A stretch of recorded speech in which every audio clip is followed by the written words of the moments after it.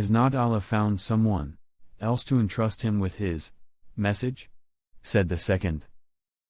I swear by Allah that I will never have any contact with you. If you are really the messenger of Allah, then you are too serious to retort back, and if you are belying Allah, then I feel it is imperative not to speak too. Said the third.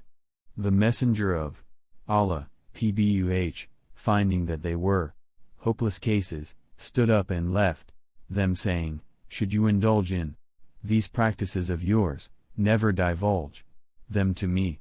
For 10 days he stayed there, delivering his message to several people, one after another, but all to no purpose.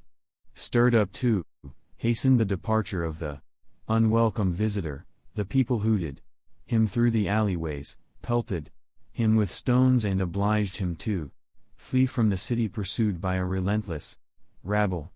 Blood flowed down both his legs, and Zaid, endeavoring to shield him, was wounded in the head. The mob did not desist until they had chased him 2 or 3 miles across the sandy plains to the foot of the surrounding hills. There, wearied and exhausted, he took refuge in one of the numerous orchards, and rested against the wall of a vineyard.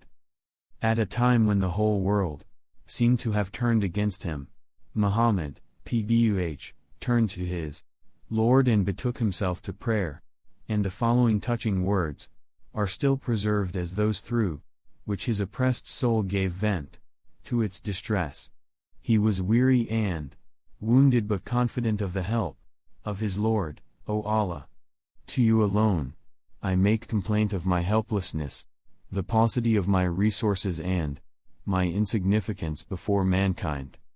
You are the most merciful of the mercifuls. You are the Lord of the helpless and the weak, O Lord of mine. Into whose hands would you abandon me? Into the hands of an unsympathetic distant relative who would sullenly frown at me, or to the enemy who has been given control over my affairs? But if your wrath does not fall on me, there is nothing for me to worry about. I seek protection in the light of your countenance, which illuminates the heavens and dispels darkness, and which controls all affairs in this world as well as in the hereafter. May it never be that I should incur your wrath, or that you should be wrathful to me. And there is no power nor resource but yours alone. Seeing him in this helpless situation, Rabia's 2 sons, wealthy Makkans, were moved on grounds of kinship and compassion, and sent to him one of their Christian servants with a tray of grapes.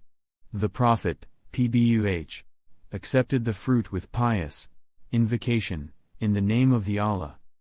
The Christian servant Adas was greatly impressed by these words, and said, these are words which people in this land do not generally use.